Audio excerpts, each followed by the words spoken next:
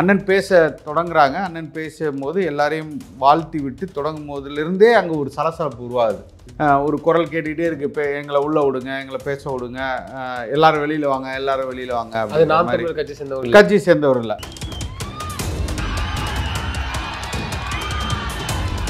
இவர்கள் வேண்டுமென்று எல்லாம் முடிந்தது பிறகு அண்ணன் பேசும்போது அண்ணனோட ஒன்றுக்கு ஒன்று எனக்கு வந்து நேரடியாக பைட் கொடுக்கணும், காணொலி கொடுக்கணும், இல்லை நான் வந்து அவரை வந்து பேட்டி எடுக்கணும், இந்த மாதிரி அவர்கள் ஒரு நோக்கத்தோடு அந்த மாதிரி தான் இருந்துச்சு. ஆனால் பத்திரிகையாளர்னு சொல்கிறாங்க. அதனால் இங்கே உள்ளவர்கள் யாரும் அவர்களை வந்து தொந்தரவுப்படுத்தலை, அவர்களை அமைதிப்படுத்துன்னு தான் நினச்சோம். ஆனால் அவர்கள் என்ன சித்தரிச்சிட்டாங்கன்னா, அண்ணன் அவர்கள் அடிக்க பாய்ந்தார், அடித்து விட்டார், ஊடகங்களை தாக்கி விட்டார்கள், பவுன்சர், அப்படிலாம் எதுவுமே அங்கே நடக்கலை. திட்டமிட்டு அந்த இடத்துல வந்து ஒரு பிரச்சனையை உருவாக்கணும், அது பத்திரிகையாளர் போர்வையில் செய்யணும்னு நடந்தது தான். கடைசி அது யாரு தான் தெரிஞ்சது? அவர் வந்து ஒரு சன் டிவியை சேர்ந்த கொள்கை என்ன கொள்கைன்னு கூட தெரியாமல் திரு சீமான் அவர்கள் கூட விமர்சிச்சாரு. மிகவும் கடுமையாக தான் விமர்சிச்சாங்க. இதெல்லாமே வந்து தான் விஜய் இருக்கிறதுக்கான ஒரு இப்போ உள்ள இளைஞர்களை நீங்கள் மடைமாற்றம் செய்து கொண்டு இவர்களை திருப்பி அந்த பாதைக்கே அழைச்சிட்டு போறீங்கல்ல.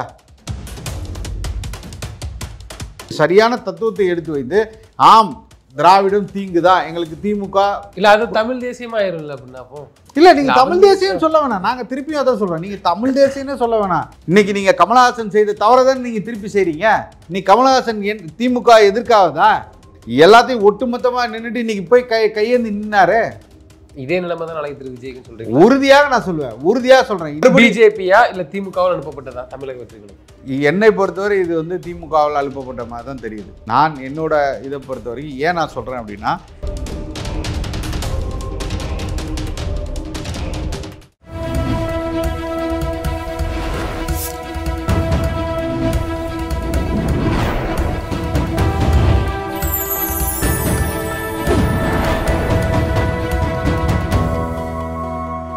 சேனல் 5 தமிழ் நேயர்களுக்கு வணக்கம். இன்றைய நேர்காணலில் நம்மோடு பேச இருப்பது நாம் தமிழர் கட்சியை சேர்ந்த மாநில ஒருங்கிணைப்பாளர் சசிகுமார் தங்கவேல் அவர்கள். சார் வணக்கம். சார் வணக்கம். சார், அண்ணன் சீமான் அவர்கள் வந்து பத்திரிகையாளரை அடிச்சிட்டாரு, அந்த நிகழ்ச்சியில் உண்மையில என்னதான் நடந்தது? ஏன்னா ஒரு வீடியோ வந்து வைரல் ஆகுது, அண்ணன் ஒருத்தர் அடிக்கிற மாதிரி அடிச்சிட்டாங்க, அதை வந்து வேற மாதிரிலாம் பேசுறாங்க. உண்மை நடந்த சம்பவம் என்ன சார்? அன்னைக்கு அந்த மாதிரி ஒரு நிகழ்வு நடக்கலை. என்னன்னா அங்கு நடக்கக்கூடிய சிக்கல்கள் இருக்குது. ஏன்னா அந்த பகுதியில் வந்து அந்த கோனேரிக்கன் கோட்டைங்கிறது வந்து நம்ம தமிழர்களோட பாரம்பரியமான ஒரு தொன்மமான ஒரு இது, நமக்கான ஒரு ஏற்கனவே ஆண்ட அந்த மன்னருடைய கோட்டை என்பது இன்னைக்கு அது வந்து மத்திய அரசாக இருக்கட்டும் மாநில அரசாக இருக்கட்டும் இருவரும் சேர்ந்து அந்த யுனெஸ்கோ நிறுவனத்திட்ட என்ன மாதிரியான தரவுகளை கொடுத்துருக்காங்கன்னா, அது வந்து மராட்டியர்கள் கட்டிய கோட்டை, இது மராட்டிய மன்னர்களுக்கு சார்ந்த அரசர்களின் கோட்டை அப்படிங்கிற மாதிரி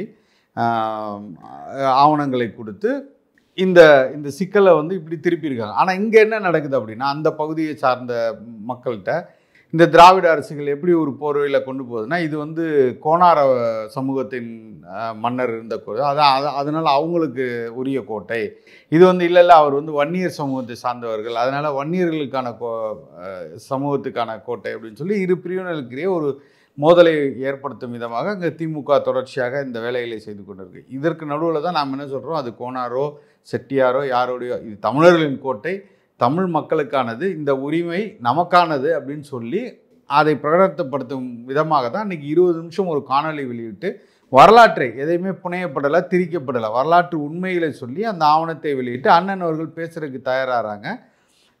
அது வரைக்கும் எந்த ஒரு சத்தமும் இல்லை, ரொம்ப அமைதியாக சென்று கொண்டிருந்தது. மழையிலையும் பொருட்படுத்தாமல் மிகப்பெரிய அளவில் கூட்டம் அங்கே வந்து அலைமோதி நின்னாங்க அண்ணன் பேச்சை கேட்குறதுக்காக. அப்போ அண்ணன் பேச தொடங்குறாங்க. அண்ணன் பேசும்போது எல்லாரையும் வாழ்த்தி விட்டு தொடங்கும் போதிலிருந்தே அங்கே ஒரு சலசலப்பு உருவாகுது. ஒரு குரல் கேட்டுக்கிட்டே இருக்கு, இப்போ எங்களை உள்ளே விடுங்க, எங்களை பேச விடுங்க, எல்லாரும் வெளியில் வாங்க, எல்லாரும் வெளியில் வாங்க. அது நாம் தமிழர் கட்சி சேர்ந்தவர்கள் ஒரு கூட்டத்துக்குள்ளே வெளியில் அந்த சாலை ஓரத்தில் வாகனங்கள் போகிறதுக்காக ஒரு பகுதி விட்டுருந்தாங்க. அந்த இடத்துல இருந்து தொடர்ச்சியாக குரல், நானும் அங்கே அது முன்னாடி தான் உட்காந்துருந்தேன். அது வரைக்கும் அண்ணன் பேச மேடை ஏறுற வரைக்கும் அந்த இது இல்லை. அப்போ தான் அப்படி வெளியில் அப்படி எந்திரிச்சு சரி வெளியில் வந்து நிற்கிறோம், அந்த குரல் கேட்குது. அப்போ எல்லாரும் போய் அமைதிப்படுத்துகிறாங்க, என்ன உங்களுக்கு பிரச்சனை இருங்க அப்படின்னா, இல்லை எங்களை உள்ளே விடணும் அப்படின்றாங்க. அப்போ சொன்னால் பத்திரிகையாளர்களுக்கு தனி ஒரு நீங்கள் பார்த்துருப்பீங்க எப்போதுமே நாம் தமிழர் கட்சியோட இது பார்த்தீங்கன்னா ஒரு ஒரு 30 சீட்டுக்கு பின்னாடி மீடியாக்களுக்குன்னு ஒரு தனி பகுதி இருக்கும். அவங்க அங்கே கேமரா வச்சுருவாங்க, அதுக்கு பின்னாடி அவர்களுக்கு இருக்கே இருக்கும், எல்லாமே ரொம்ப திட்டமிட்டு பண்ணப்பட்டிருக்கும். இவர்கள் வேண்டுமென்று எல்லாம் முடிந்தது பிறகு அண்ணன் பேசும்போது அண்ணனோட ஒன்றுக்கு ஒன்று எனக்கு வந்து நேரடியாக பைட் கொடுக்கணும், காணொலி கொடுக்கணும், இல்லை நான் வந்து அவரை வந்து பேட்டி எடுக்கணும், இந்த மாதிரி சம்பந்தமில்லாத ஒரு விஷயத்தை வந்து பேசி அந்த இடத்த வந்து மடைமாட்டி கொண்டே இருக்காங்க. அண்ணன் அவர்கள் வந்து திசை திருப்பதற்காகவே நடக்கப்பட்டதாரு. அண்ணன் அதை கடந்து ஒரு நிமிடங்களில் பேசிட்டாங்க. அப்பயும் அது வந்து உயரமில்லை. மாநில பொறுப்பாளர்லேருந்து எல்லாரும் போய் அவர்களை சமாதானப்படுத்துகிறாங்க. ஆனால் அவர்கள் கேட்பதாகவே இல்லை. அவர்கள் ஒரு நோக்கத்தோடு அந்த மாதிரி தான் இருந்துச்சு. ஆனால் பத்திரிகையாளர்னு சொல்கிறாங்க. அதனால் இங்கே உள்ளவர்கள் யாரும் அவர்களை வந்து தொந்தரவுப்படுத்தலை, அவர்களை அமைதிப்படுத்தணும்னு தான் நினச்சோம். ஏதோ இன்னொருத்தர் யாரோ ஒரு சம்மந்தமில்லாத ஒருத்தர் பேசுகிறாரு, அவர் வந்து மது அருந்திருந்தாரோ இல்லைன்னா அவர்களை அப்புறப்படுத்தி அங்கே கொண்டு போயிருப்பாங்க. ஆனால் இவர் பத்திரிகையாளர்னு சொல்கிறதுனால அவர்களை வந்து சமாதானப்படுத்துவதற்கும் அவரை அமைதிப்படுத்துவதற்கும் தான் முயற்சி நடந்ததே தவிர வேறு எந்த இதுவும் இல்லை. ஆனால் அவர்கள் அதில் பொருட்படுத்தவே இல்லை, கேட்கவே இல்லை. தொடர்ச்சியாக அவர்கள் குரல் எழுப்பிட்டு இருக்கும் போது தான் அண்ணன் அவர்கள் ஒரு உச்சகட்டத்தில் என்ன பண்ணுறதுன்னு தெரியாமல் இவ்வளோ பேர் சொல்லியும் அவங்க கேட்கலையே, அப்போ அவங்க என்கிட்ட நேரடியாக பேசணும்னு நினைக்கிறான், நான் என்னன்னு கேட்குறேன்னு சொல்லி தான் கீழே இறங்கி வந்தது. அப்போ நம்ம பொறுப்பாளர்லாம் அண்ணன் இருங்கண்ணே, நாங்கள் பார்த்துக்குறோண்ணே, நாங்கள் பேசிக்கிறோண்ணே, நீங்கள் இருங்கண்ணேன்னு சொல்லும் போது அண்ணன் வந்து விலக்கி விட்டுவிட்டு எல்லாம் தள்ளி விட்டு என்கிட்ட தானே பேசுங்களா என்னன்னு சொல்லி போனால் தான் அது. ஆனால் இவர்கள் என்ன சித்தரிச்சிட்டாங்கன்னா, அண்ணன் அவர்கள் அடிக்க பாய்ந்தார், அடித்து விட்டார், ஊடகங்களை தாக்கி விட்டார்கள், பவுன்சர், அப்படிலாம் எதுவுமே அங்கே நடக்கலை. அந்த மாதிரியான ஒரு ஒரு என்ன சொல்கிறது நிகழ்வு அங்கே நடக்கப்படாது திரித்து இவர்கள் அந்த மாதிரி பேசினாங்களே தவிர உண்மையாக அப்படி ஒரு நிகழ்வு இது மாதிரி இருந்ததுன்னா பாதுகாப்பு படை அந்த பாசறையை சேர்ந்த எல்லாருமே இராணுவத்திலிருந்து பணி ஓய்வு பெற்று வந்தவர் தான். அப்போ அவங்களுக்கு நல்லாவே தெரியும் எப்படி அவங்கள ஹேண்டில் பண்ணணும், எப்படி அவர்களை அப்புறப்படுத்தணும்னு தெரியும். இவர்கள் வந்து அந்த திட்டமிட்டு அந்த இடத்துல வந்து ஒரு பிரச்சனையை உருவாக்கணும், அதை பத்திரிகையாளர் போர்வையில் செய்யணும்னு நடந்தது தான். கடைசி அது யாரு தான் தெரிஞ்சது? அவர் வந்து ஒரு சன் டிவியை சேர்ந்த சன் டிவியில் வேலை பார்க்குற ஒரு பத்திரிகையாளருங்கிற மாதிரி தான் செய்திகள் சன் டிவிலே போடுறாங்க, சன் டிவிலே போட்டிருந்தாங்க. அதை சார்ந்தவர் தான் வந்திருக்கிறாரு. அப்போ இது வந்து திமுக சார்ந்தவர்கள் திட்டமிட்டு இந்த இடத்துல வந்து ஒரு கலவரத்தை உண்டு பண்ணணும், இல்லை அண்ணன் பேசுவதை மடமாற்ற வேண்டும் என்ற எண்ணத்தோடு வந்தது தான். ஏன்னா இது தொடர்ச்சியாக அந்த மாவட்டத்தில் இது வந்து 3வது நிகழ்வு. அதே மாவட்டத்தில் பிரம்மதேசன் ஒரு இடத்துல வந்து அண்ணன் அவர்கள் பேசினாங்க. அரசேந்திர சோழனுக்கு வந்து அங்கே கல்லறை இல்லை, ஒரு சாதாரண ஒரு குடிசையில் ஒரு ஓட்டு இது ஒரு கீத்து கொட்டாயில் தான் இருந்தது. அந்த இடத்துல நாங்கள் ஒரு மிகப்பெரிய கூட்டத்தை போட்டோம். அண்ணன் அவர்கள் பேசும்போது இதே சலசலப்பு அங்கே நடந்தது. இதே மாதிரி இடையில வந்து தொந்தரவு பண்ணாங்க. இது வந்து அரசேந்திர சோழன் வந்து வன்னியர் சமூகம்னு சொல்லுங்கன்னு சொல்லி அன்றைக்கி பேசினாங்க. அப்போ சலசலப்பு ஏற்படும் போது அண்ணன் அவர்கள் சொன்னாங்க, அதை நான் யாருன்னு பேசணும் எனக்கு நீங்கள் சொல்லிடுவேனா அப்படின்னு சொல்லிட்டு கூட்டத்தை தொடக்கும் போது, ஆனால் தொடங்கவே விடலை, மது அருந்தி விட்டு மிக பெரிய கலாட்டா அங்கே நடந்தது. அதுக்கு காவல்துறையும் உறுதுணையாக இருந்தாங்க. அன்றைக்கி வந்து நாம் தமிழர் கட்சியின் வாகனங்கள் 2-3 அடித்து உடைக்கப்பட்டது. மிகப்பெரிய பெரும் மழை வந்துச்சு. அப்போ கூட்டத்தை பாதியிலே நாங்கள் வந்து நிறுத்தி விட்டு கிளம்பி செல்கிற இடத்துக்கு தான் அன்றைக்கி தள்ளப்பட்டாங்க. அன்றைக்கி வாகனங்கள் அடித்து நொறுக்கப்பட்டது, இந்த பிரச்சனை நடந்தது. இதற்கு முழுமுதலாக காரணமாக இருந்தது அங்கே இருக்கிற சட்டமன்ற உறுப்பினரும் அங்கே இருக்கிற காவல்துறையும் சேர்ந்து அதை செய்தாங்க. இப்போ நேரடியாக போய் அவங்களே செய்யாமல் இந்த மாதிரி தூண்டி விட்டு போகிறாங்க. இப்போ அடுத்த கட்டமாக திருவண்ணாமலை மாநில இது நடந்தது இல்லையா, நம்ம ஊர் பேரையே மாற்றுறாங்கன்ட்டு. ஆமாம், ஊர் பேரே மாற்றுறாங்கன்னு ஒரு பிரச்சனை நடந்தது. அதுக்கப்புறமா எங்கள் பொறுப்பாளர் பாதுகாப்பு பாசறையை சேர்ந்த பூமிநாதன் அவர்கள் வந்து நம்ம இது 2024 தேர்தல் பரப்புரையப்போ வாகனங்களில் செல்லும் போது இதே ஒரு கூட்டத்தை வைத்துக்கொண்டு இவருக்கு எதிராக குரல் கொடுத்து அவங்க வந்து உள்ளே வர முடியாது, உள்ளே வராதிங்க, இது வந்து உங்களுக்கான வாக்குகள் கிடையாது அப்படிங்கிற மாதிரி ஒரு போர்வையில், மக்கள் போர்வையில் இவங்க வந்து ஒரு பிரச்சனை பண்ணாங்க. இப்போ 3வது தடவையாக இந்த பிரச்சனை நடக்குது. இல்லை, தாவைக்காவை சேர்ந்தவர்களும் இடையில் வந்து சென்றார்கள் போனார்கள்னு சொல்லி ஒரு தகவல் போகிறது. அவங்க எதுவும் இடையூறு கொடுத்தாங்களா? அப்படி ஒரு நிகழ்வு நடந்தாங்க? இல்லை, தாவேக்கா சார்ந்தவர்கள் எதுவும் வரல. ஆனால் தொடர்ச்சியாக அந்த நிகழ்வுகளுக்காக அண்ணன் அவர்கள் அதை பேசலை. இவங்க என்ன பண்ணுறாங்க அப்படின்னா, விஜய் அவர்கள் கட்சி ஆரம்பித்து இந்த தொடக்கத்தில் இருந்து எந்த ஒரு தமிழ்நாட்டின் முக்கிய பிரச்சனைகளுக்கும் குரல் கொடுக்கறது இல்லை, போகிறதும் இல்லை, எங்கேயும் போகிறதும் இல்லை. என்ன ஒரு பண்ணையாரத்தனமாக பனையூரில் உட்கார்ந்து கொண்டு யார் போராடினாலும் சரி, யாருக்கு எந்த இதானாலும் நேராக அங்கே வாங்க, என் வீட்டுக்கு வாங்கங்கிற நிலைமையில் இருக்கும்போது ஒரு முக்கியமான பிரச்சனைக்கு நோக்கி அதை மிக வீரியமாக எதிர்த்து ஒரு களம் நடந்து கொண்டிருக்கும்போது இவர்கள் குறுக்கா இடையில வந்துட்டு அதை மடைமாற்றம் செய்யும் விதமாக எப்படி கமலஹாசன் அவர்கள் இதற்கு முந்தைய தேர்தலில் இருந்து செய்தாரோ அதை போலவே இந்த தடவை இவர்கள் உள்ளே வந்து பேசும்போது எங்களுக்கு எல்லாத்துக்குமே ஒரு ஐயப்பாடு இருக்குது. மக்கள்கிட்ட வெளிக்கொண்டு பேச வேண்டியதாக இருக்குது. இன்னும் வந்து ஒரு சினிமாத்தனமாக தான் அந்த கட்சி இருக்கே தவிர ஒரு அரசியல் படுத்தப்பட்டு ஒரு அரசியல் ஆர்ப்பாட்டங்களையோ இல்லை போராட்டங்களையோ கருத்துக்களையோ யாரை எதிர்க்க வேண்டும் என்ற மனநிலையிலோ இன்னும் வராத அளவில் தான் அந்த கட்சி இருக்கு. அதான் கொள்கை என்ன கொள்கைன்னு கூட தெரியாமல் திரு சீமான் அவர்கள் கூட விமர்சித்தார். மிகவும் கடுமையாக தான் விமர்சித்தாங்க. இதெல்லாமே வந்து தான் விஜய் இருக்கிறதுக்கான ஒரு இல்லை. அதுதான் இப்போ ஒரு ஒரு ஒரு தமிழ்நாடு அரசியல் இதில் நீங்கள் பார்த்தீங்கன்னா திராவிடம் ஆரியம் இதை எதிர்த்து இவர்களின் தத்துவத்தையும் கொள்கைகளையும் இவர்கள் இதுவரைக்கும் கடைபிடித்து வந்த சித்தாந்தத்தையும் இது இந்த மண்ணுக்கு ஒவ்வாமையாக இருக்குது, இது எதிர்க்கத்தில் இருக்குங்கிற ஒரு கருத்தை வைத்து நாம் தமிழர் கட்சி இன்றைக்கி வந்து 36 லட்சம் வாக்குகளை வாங்கி இன்றைக்கி அங்கீகரிக்கப்பட்ட கட்சியாக தொடர்ச்சியாக இந்த மண்ணில் போராடிக்கிட்டு இருக்கு. இதை மாற்றுவதற்காக முயற்சி செய்து மிகப்பெரிய அளவில் ஒரு ஒரு சினிமா மோகத்தில் இருந்தவர்களையும் இல்லை ஒரு திராவிடம் என்ற பொய் கொள்கைகளை ஏற்றுக்கொள்வர்களையும் இன்றைக்கி கொஞ்சம் கொஞ்சமாக அவர்களுக்கு உண்மை நிலையை புரிய வைத்து இன்றைக்கி மாற்றத்தை உருவாக்கி கொண்டிருக்கும்போது மறுபடியும் நீங்கள் என்ன பண்ணுறீங்கன்னா அதே திராவிடங்கள் என்ன செய்ததோ, காசு கொடுத்ததோ இல்லை ஒரு எப்படி சொல்கிறது ஒரு பொய்யான வாக்குறுதிகளை கொடுத்ததோ இதே வேலையை செய்து கொண்டு இப்போ உள்ள இளைஞர்களை நீங்கள் மடைமாற்றம் செய்து கொண்டு இவர்களை திருப்பி அந்த பாதைக்கே அழைச்சிட்டு போகிறீங்களா? அது வந்து எப்படி ஏற்றுக்கொள்ள முடியும்? நீங்கள் அப்போ உங்களை எதிர்க்க வேண்டிய நிலைமை, நீங்கள் ஒரு சரியான தத்துவத்தை எடுத்து வைத்து ஆம் திராவிடம் தீங்குதான் எங்களுக்கு திமுக இல்லை அது தமிழ் தேசியமாயிரும்ல அப்படின்னா அப்போ இல்லை நீங்கள் தமிழ் தேசியம் சொல்ல வேணாம். நாங்கள் திருப்பியும் அதான் சொல்கிறோம், நீங்கள் தமிழ் தேசியம்னே சொல்ல வேணாம். எது சரி தவறுங்கிறதவே பேச மாட்டீங்களே.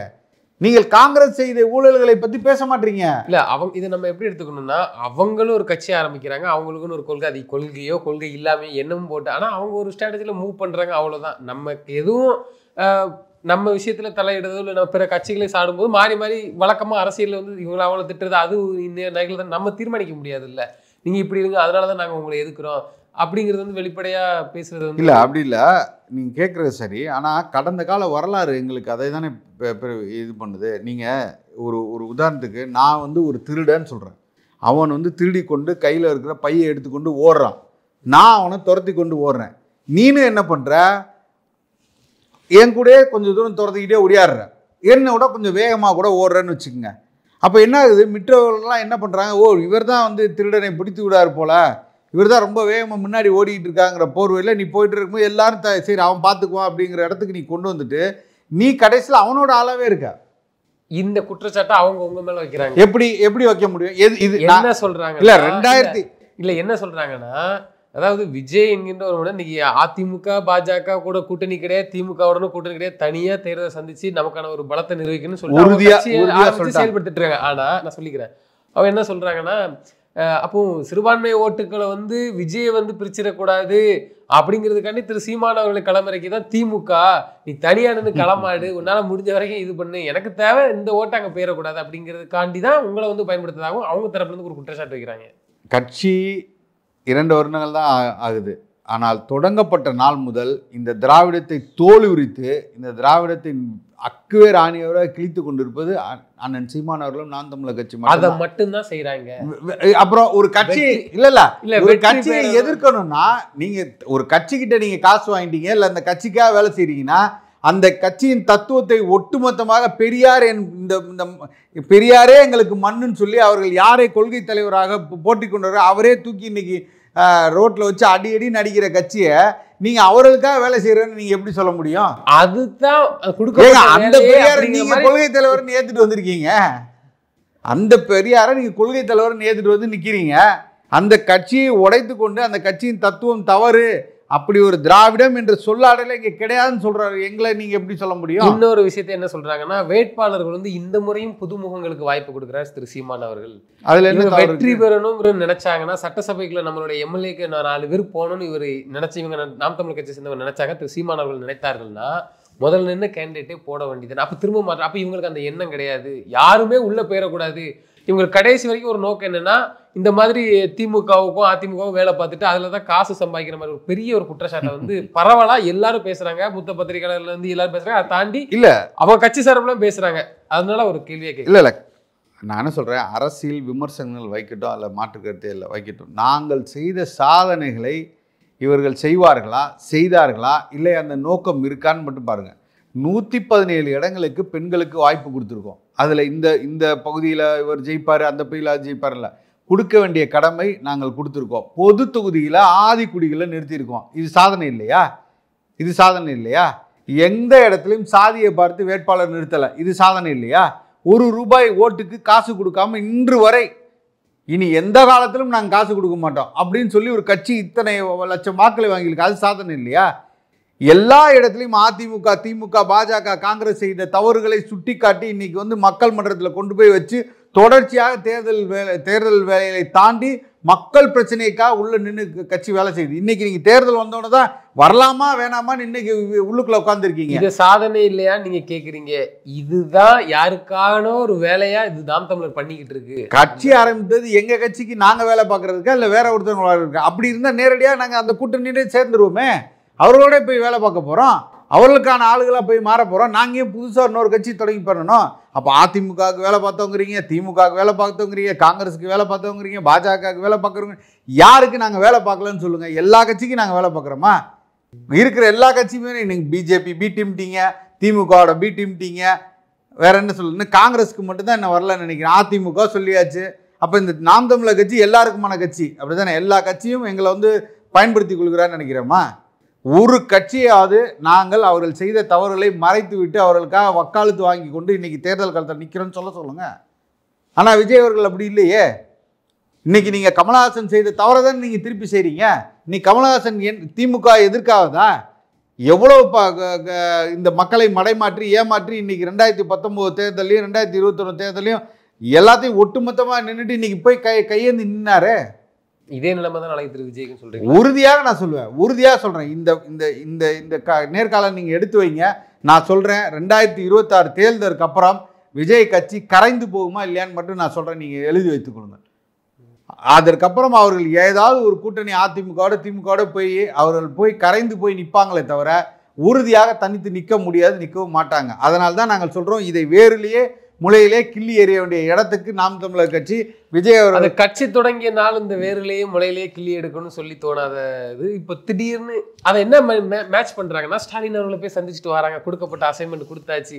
அண்ணன் சீமான் அவர்கள் அடுத்த நொடியே ஒரு மேடையில பேசுறாரு, எனக்கு நீ தாண்டா எதிரி, முதல்ல ஒன்றை கிள்ளி எறியாம நாங்கள் இதெல்லாம் வச்சு வந்து அவங்க அப்படிதான் பேசுறாங்க. அதனால அப்படி இல்லை. ஏற்கனவே பாடம் தானே எங்களுக்கு. நீங்கள் எங்கள் பாதையை எங்கள் வாக்குகளை நீங்கள் வந்து கொஞ்சம் கொஞ்சமா நீங்கள் வந்து ஒரு குறுக்கால நீங்க கமலஹாசனை அனுப்புனதே நாங்க திமுகங்கிறோம். இல்ல விஜய் அவர்களை ஸ்டேட்மெண்ட் விட்ட மாதிரி தெரியல, விஜய் அவர்களை வெளி மேடைகள்ல பேசின மாதிரியும் தெரியல. இப்போதைக்கு தமிழக வெற்றிகளும் சைலண்டா இருக்கிறாங்க. அவங்க தனிப்பட்ட முறையில் ஒரு மாநாடு நடத்துறாங்க, எதுவுமே இல்லை எங்களுக்கு. அதனாலதான் திடீர்னு எதுக்குறதுக்கான தேவை, சீமானே எதுக்குறதுக்கான தேவை என்ன? அதனாலதான் நாங்க எங்களுக்கு சந்தேகம் வருதுங்கிறோம். அதனாலதான் எங்களுக்கு உங்கள் மேல சந்தேகம் வருது. யாரையும் நீங்கள் நேரடியாக எதிர்க்காமல் நீங்கள் எப்படி ஒரு அரசியல் கட்சியா நீங்க யாரோட கூட்டணி இல்ல, யாரோட கூட்டணி இல்ல. கமலஹாசன் என்ன பண்ணாரு முதல்ல? கமலஹாசன் என்ன பண்ணாரு? அவரும் கூட்டணி இல்லாம நடந்தாதானே பேசணும், நடக்க முன்னாடியே இல்ல இல்ல அதேதான். கமலஹாசன் என்ன பண்ணாரு? வரவேண்டிய வாக்குகளை சொல்லி புதித ஒரு மாற்றத்துக்காக நிற்கக்கூடிய கட்சிகளின் வாக்குகளை பிரிப்பதற்காக கொண்டு வரப்பட்டவர் தான் கமலஹாசன். அன்னைக்கும் அதே கட்சியினர் என்ன பேசினாங்கன்னா, அண்ணன் கமலஹாசன் அவர்களுக்கு வாழ்த்துக்கள், புதுசாக கட்சி தொடங்கி இருக்கிறார்கள், வாழ்த்துக்கள் இதை தான் நம்ம சொல்லிட்டு வந்தோம். கடைசி அவர் மாறின நிலைப்பாடு வேற. அது நம்ம மாறும்போது தானே நம்ம பேச முடியாது. அதுதான் இவர்கள் எதுக்கும் இருக்கு. இல்ல அது கடந்த கால வரலாறு நம்ம பாக்குறோம்ல. அந்த தவறுகளை வந்துடக்கூடாது. வந்ததுனாலதான் நான் சொல்றேன். ஏற்கனவே இந்த மாதிரி வந்திருக்கு. நீங்கள் இன்னும் வந்து படத்தில் நடிச்சுக்கிட்டு தான் இருக்கீங்க, படத்தை இன்னும் முடிச்சிருக்கீங்க, இன்னும் வெளியிடல. படத்தை யாரை வச்சு வெளியிட போறீங்க? அதுக்கு ரெட் ஜெயண்ட் போய் நிற்கணும். அவன் தான் இன்னைக்கு ஒட்டுமொத்தமாக திரையுலகத்தை கையில் வச்சிருக்கக்கூடிய ரெஜெண்ட். அதை தாண்டி நீங்கள் எந்த தேட்டர் வாங்க முடியாது. எந்த இடத்துல உங்கள் படத்தை வெளியிட போறீங்க? அதை எதிர்த்து கொண்டு திமுக எதிர்த்து கொண்டு நீங்கள் இந்த படத்தை வெளியிட்டுருவீங்களா? வெளியிட உங்களை விட்டுருவாங்களா? திமுக உங்களை 300 தேட்டர் கொடுத்து தேட்டரில் வெளியிட விட்டுருமா அந்த உங்கள் படத்தை? அப்போ நீங்கள் அவர்களிடம் சமரசம் செய்ய தான் போறீங்க. அவர்களுக்கு செய்யல, நம்ம செய்ய போறோம் முன்கூட்டியே. அதுதான் அரசியல். அதான் அரசியல். முன்கூட்டியே நீங்கள் கணித்து சொல்ல வேண்டியது அரசியல். நீங்கள் அதே கணிப்பத்தை இவங்க இப்ப கணிச்சு சொல்றாங்க. ஆகா, இது இவங்களுடைய செயல்பாடுகளே தவறா இருக்கு. 8.2 நினைச்சோம், ஆனா அன்னைக்கு அண்ணனை இப்படி பண்ணும்போது அப்படிங்கிறத அவங்க ஒரு தரப்பா சொல்றாங்க. பார்க்க தானே போறோம். 2026 தேர்தல் நீங்க நான் இன்னைக்கு மாநாடு நடத்த போறேங்கிறீங்க. மாநாடு நடத்தினதுக்கு அப்புறம் நீங்க அன்னைக்கு என்ன பிரகடனம் பண்றீங்கன்னு பார்ப்போம். 21ஆம் தேதி என்ன பிரகடனம் பண்ண போறீங்க? இல்ல, இவர்களை எதிர்த்தாதான் நமக்கான ஒரு இது இருக்கும், இல்லாட்டா இதுவும் கரைஞ்சு போயிடும். அப்படி இல்ல, அப்படி இல்ல. எதிர்க்க வேண்டிய நிலைக்கு நீங்கள் தள்ளுறீங்க. உங்களோட அரசியல் புரிதல் இல்லைங்கிறோம் நாங்க. உங்களுக்கு சரியான அரசியல் இல்லை, அதனால அதை சொல்ல வேண்டிய இடத்துல கடமை இருக்குங்கிறோம். நீங்க இன்னைக்கு 13 நாளாக போராடி கொண்டிருக்கிறார்கள். ஒருவேளை உணவு இல்லாமல் அங்கே ரோட்ல சாலையில் மழையும் பொருட்படுத்தாமல் வெயிலையும் பொருட்படுத்தாமல் குழந்தைகளை வைத்துக்கொண்டு இந்த தூய்மை பணியாளர்கள் போராடுகிறார்கள். நீங்கள் அவர்களை கொஞ்சம் கூட இது இல்லாமல் நீங்கள் நேராக என்னை வீட்டில் பாருங்கிறீங்கன்னா உங்களுக்கு என்ன அரசியல் அறிவு இருக்கு? அவர்கள் யாரையும் விமர்சிக்கல. பட் நமக்கு இதுதான் வேலையா? இல்லை நம்ம மக்களை ஃபோக்கஸ் பண்ணி போய்கிட்டு இருக்கோம், வெற்றி பெறணுங்கிறது வேலையா, இல்லை ஒரு கட்சியை நெறிப்படுத்துறது வேலையா? இல்லை, எங்களுக்கு நெறிப்படுத்துறது வேலை கிடையாதுங்க. ஆனால் மக்கள் மன்றத்தில் கொண்டு போய் இவர்கள் செய்யக்கூடிய தவறுகளையும் இவர்கள் எதற்காக வரப்பட்டார்களையும் சொல்ல வேண்டிய கடமை இருக்குல்ல நம்மளுக்கு. மறுபடியும் பிஜேபியா இல்லை திமுகவால் அனுப்பப்பட்டதா தமிழக வெற்றிகளுக்கும்? யார் தான் அவர், எதற்காக வந்தார்? என்னை பொறுத்தவரை இது திமுகவால் அனுப்பப்பட்ட மாதிரி தான் தெரியுது. நான் என்னோட இதை பொறுத்தவரைக்கும் ஏன் நான் சொல்கிறேன் அப்படின்னா, திமுக மட்டும்தான் இந்த வேலையை தமிழ்நாட்டுக்குள்ள தொடர்ந்து செய்து கொண்டே இருக்கிறது. அதனால அவங்களுக்கு என்ன பயனு? திமுக வாக்குகள் நீங்க நல்லா புரிஞ்சுங்க. நல்ல கேள்வி கேட்டீங்க. திமுக எப்போதுமே தன்னுடைய பலத்தால் வெற்றி பெறவே பெறாது. இதுவரை அப்படி வெற்றி பெற்றதே கிடையாது. எதிரணியின் பலவீனம் தான் அவங்களோட வெற்றியை தீர்மானிக்குது. அப்படி இல்லைன்னா அவங்க 12 கட்சி கூட்டணிக்கே இருக்க மாட்டாங்க. தன்னோட பலம் தெரிஞ்சிச்சு அப்படின்னா அவங்க ஏன் 12 கட்சியோட கூட்டணி போறாங்க? இத்தனை கூட்டணி கட்சிகளை ரெடி பண்ணி விட்டு யாருடைய வாக்க பிரிச்சா நமக்கு லாபம் கிடைக்குங்கிற ஒரு நோக்கத்தை அதுதான் அதிமுக வின் பண்ணதுக்காண்டி இவங்க சிறுபான்மையின வாக்குகள் இருக்கலாம். அதை பிரிப்பதற்காக விஜய் அவர்களுக்கு பாஜகவுடன் அதிமுக இருந்தா சிறுபான்மை ஓட்டு கூடாது, ஊருக்கே தெரிஞ்சு தெரிஞ்சு போச்சு. இஸ்லாமியர் கிறிஸ்தவ அந்த வாக்குகள் நாம் தமிழர் கட்சி வரலாம்ல. அதிமுக பாஜக உள்ளாம இருக்கலாம், ஆனால் அந்த வாக்குகள் நாம் தமிழர் கட்சிக்கு வரலாம்ல. அப்ப அந்த வாக்குகளை வைத்து பிரிப்பதற்கு நீங்கள் விஜயை பயன்படுத்தலாம்ல. நீங்க விஜய் அவர்கள் எனக்கு தான் கிறிஸ்தவ சமுதாயமே எனக்கு எதிராகவே நின்றுச்சு, யாருமே ஓட்டு போடல, ஆனாலும் எனக்கு பரவாயில்ல, இந்த முறை மாற்றம் வரலாம்ல. இந்த முறை அந்த மாற்றம் நிகழலாம்ல. இதுவரை தொடர்ச்சியாக நீங்கள் திமுகவின் தவறுகளை பார்த்து கொண்டு தானே இருக்காங்க. இஸ்லாமியர்களோ இல்லை கிறிஸ்தவர்களோ சிறுபான்மையினர் எல்லாருமே பார்த்து கொண்டு தானே இருக்கார்கள். இவர்கள் சொல்லக்கூடிய சிறுபான்மையினர்லாம் பார்த்து தானே இருக்காங்க. மிகப்பெரிய வழியில தானே அவங்க இருக்காங்க. இன்னைக்கு எதுவுமே தனக்கானது நடக்கவில்லை என்ற ஆதங்கத்தில் தானே இருக்காங்க. அப்படியாப்பட்டவர்களை பிரிப்பதற்காக தானே நீங்கள் முதல்ல கமலஹாசனை கொண்டு வந்தீங்க. யாரெல்லாம் கமலஹாசனை கொண்டு வந்து திமுக தான் சொல்றீங்களா? கமலஹாசனை கொண்டு வந்து திமுக. இப்போ நீங்கள் அங்கே போய் நிற்கிறது காரணம் என்னங்க? நான் என்ன சொல்கிறேன், வைகோ அவர்கள் எதுக்கு கட்சி தொடங்கினாரு? திமுக எதிர்த்து தான் கட்சி தொடங்கினார். திமுக தன்னை அவமானப்படுத்தி விட்டதுன்னு சொல்லி தான் கட்சியே தொடங்கினாரு. இன்னைக்கு அவரும் அங்கே தானே போய் நிற்கிறாரு. இன்னைக்கு பேசுகிற அண்ணன் வேல்முருகன் என்ன பேசுகிறாரு? நான் தான் தமிழ் தேசியம் சொல்லி கொண்டு பேசிக்கொண்டு அவரும் அங்கே தானே போய் நிற்கிறாரு. அப்போ இவர்களெல்லாம் ஒரு புள்ளியில் எங்கே கொண்டு போய் இணைக்கிறாங்கன்னா திராவிடத்தோட போய் சமரசம் ஆகிறாங்கல்ல. அவங்களே உருவாக்கி விட்டு அவங்களே இந்த மாதிரி வேலையை பார்த்து கடைசி இப்படிதான் அதைத்தான் செய்யும். இன்னைக்கு நான் இன்னொன்று சொல்கிறேன், கடைசியாக ஒன்று சொல்கிறேன். இன்னைக்கு எல்லாரும் திமுக எதிர்ப்பாங்க. நீங்கள் பாருங்கள், பியூஷ் மனுஷன் ஒருத்தர் சமூக ஆர்வலர் பயங்கரமாக இன்னைக்கு திமுக திட்டுறாரு. எல்லா ஊடகவியலாளர்கள் சில பேர் திமுக திட்டுவாங்க. இவர்களெல்லாம் திமுக திட்டுவது போல யாரெல்லாம் உண்மையாக எதிர்த்து கொண்டிருக்கிறார்களோ அவர்களின் குரலை அடக்குவதற்காக இவர்கள் தன்னை முன்னிலைப்படுத்தி கொண்டு நிற்பாங்க தேர்தல் வரைக்கும். அதுக்கப்புறம் திமுகவிடம் போய் சரணடைவாங்க. இதுதான் நடக்கும். நீங்கள் காத்திருந்து பாருங்க. நிச்சயமா சார், அதுவும் வரக்கூடிய நாட்களிலே தெரிய வரும். தொடர்ந்து தங்களது கருத்துக்களை பெருமைக்கு நன்றி.